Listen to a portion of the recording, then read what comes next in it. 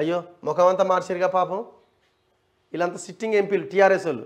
ఎంపీల్లో కళ తప్పింది. ఫామ్ హౌస్లో బీఆర్ఎస్ మీటింగ్. సంతాప దినానికి వచ్చినట్టుగా అందరి ముఖాలు ఉన్నాయట. ప్రస్తుత రాజకీయ పరిస్థితులపైన కేసీఆర్ ఆరా తీసిండట. వీళ్ళు చూడుర్రి, ఇక పేపరు పెన్ను ఈయన ఏదో పెద్ద చెప్తాడు, లేదా రాస్తాడు. ఇక ఇది చూడుర్రి,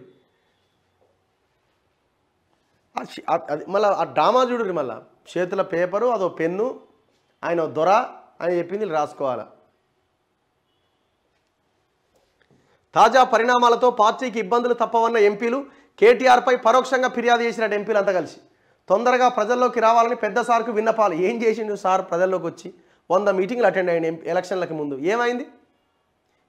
100 మీటింగ్లు అటెండ్ అయితే ఏమైంది? వద్దున ఆయన కేసీఆర్ వస్తే ఇంకా ఆగమవుతుందని స్థానిక ఎమ్మెల్యేలు అనుకున్నారు. త్వరలోనే నేతలకు అందుబాటులోకి వస్తానన్న కేసీఆర్ అట.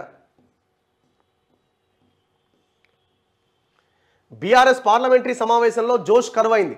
సంతాప దినానికి వచ్చినట్టుగా ఎంపీలు తెల్ల ముఖాలు వేసుకొని కూర్చున్నారు. ఎంపీల తీరు అర్థం కాని కేసీఆర్ వారిని మాట్లాడించి ప్రస్తుత రాజకీయ పరిణామాల గురించి అడిగి తెలుసుకున్నారట. ఎర్రవల్లిలోని మాజీ సీఎం కేసీఆర్ ఫామ్ హౌస్లో శుక్రవారం బీఆర్ఎస్ పార్లమెంటరీ సమావేశం జరిగింది. ఈ సమావేశానికి బీఆర్ఎస్ వర్కింగ్ ప్రెసిడెంట్ కేటీఆర్, మాజీ మంత్రి తన్నీరు హరీష్ రావు, ఈ బ్యాచ్ అంతా ఆ టానిక్ గీనిక అంతా అటెండ్ అయ్యారు. ఒక్కడు గెలవడిలా.